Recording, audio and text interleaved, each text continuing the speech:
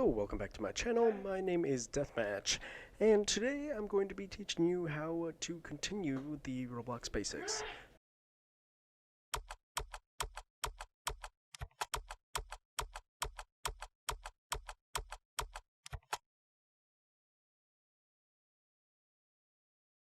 Alright, to start out, we're going to go over a few basic things that you should know. First off, let's begin with adding a part. So, to add a part, you just go up here, click part, and there you go. Easy as that. And you just got a wonderful part. But now you may be wondering, well, what can I do with that part? As you saw just there, if you have select marked, or it's gray right up there, then you can go ahead and drag it wherever you want, and it'll clip to the little base plate that you have right there. Next, we have move, which you can go ahead and select it, and when you move it, you have a choice between different angles, or you have a choice between different axes. Axis? I don't know. And you can raise it up, down, X, Y, or Z. And next you have scale, which, well, as it says, you can go ahead and increase the size as you like, or you can decrease it all the way down. And there you go. Looks wonderful. I'll make this a little bit bigger. And next we have rotate, which is the same thing that you'd probably think it is. You can go ahead and rotate it on different axes. Just like that. Have it to a certain degree you like, whatever. And then you can go ahead and do Control Z to go back to undo what you did. And I'm going to go ahead and go back to move, just so then I have it nice and selected. And we'll go ahead and go over collisions. So collisions means that whenever you want to do something, you'll stop it from going through. So we have different parts in this game, and when you go ahead and take a part, you can't put it through until it's on the exact opposite side. So as you'll tell, I can't take it and it'll slide through, it'll clip back to the other side, just like that. But now, if I go ahead and turn collisions off, you can see it nice, it's smooth, it's nice and smooth as it goes through. And I'll just go ahead and click and do Control Z, and there we go. Next, let's go over the basics for changing material and color. So we'll go ahead and select it, and we'll go to right up here, it says material. You can go ahead and click that arrow, and you can select which one you want out of this. I'm going to choose concrete. As you can tell, my part changes to concrete, and then I want to change my color, so we'll make this a purplish color. Oh, I forgot to select it. There we go. Purple. Nice and weird looking color.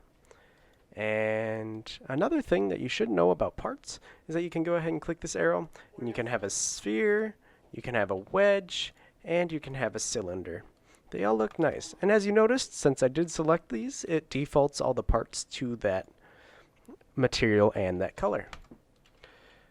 Next, let's go ahead and go over here, and now something you may like to do later when you're figuring stuff out is grouping items.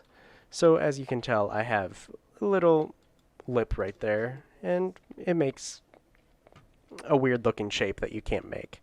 If we go ahead and hold down Control, and then we select one part, and then we select another one, we can go over to Group, and we click Group, and it becomes one part that moves together, can rotate together, as you can tell, and it can scale together as well.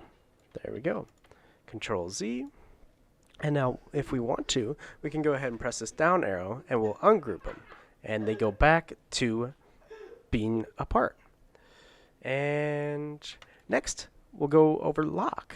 Locking will make it so that you can't drag it. As you see the base plate, if I try to click on it, I can't drag it. And if we go over here, select our part, we click lock. As you can tell, it is now locked. There's a lock symbol right there. It won't let us move it. But we can go ahead and change it to unlock all, just like that. and unlock all. There we go. So now we can move it around nice and freely. As you can tell, since we unlocked it, we can also move the base plate. So I'll just go ahead and lock that again. And there we go. Change it back to select, and it's nice and locked. And finally, let's go over anchor. So when we anchor something, you're not going to really be able to notice unless you're in the properties menu, which I'll show you in another video. But to see the anchored, you'll go ahead and click anchor, and as you can tell, that grayed out and now it's anchored. So what that means is that it would be stuck in the sky. Because I'll go ahead and duplicate another part, and we'll unanchor that.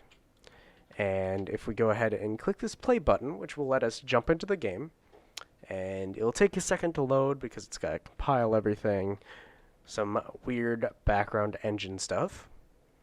And we go over here, you can tell that the anchored part is not being moved. We can jump freely on it, but then you may notice that this unanchored part is now on the ground.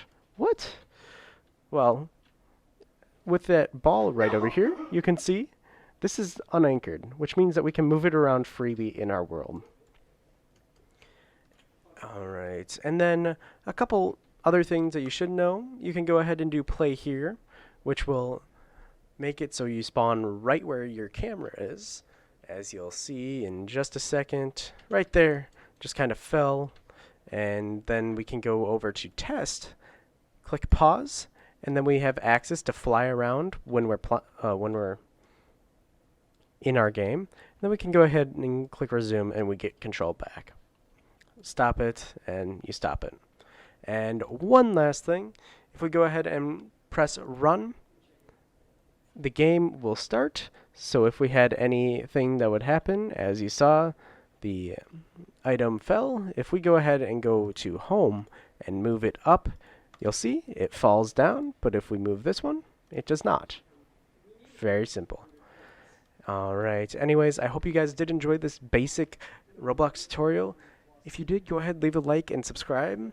If you didn't, comment below why you didn't, what may be confusing, and why you're not subscribing, or what you didn't like. And think about joining my Discord channel, and think about joining my Discord server. We'd love to have you over there. If you're learning all the basics about Roblox, we are more than willing to help you out. And yeah, anyways, I'll see you guys tomorrow.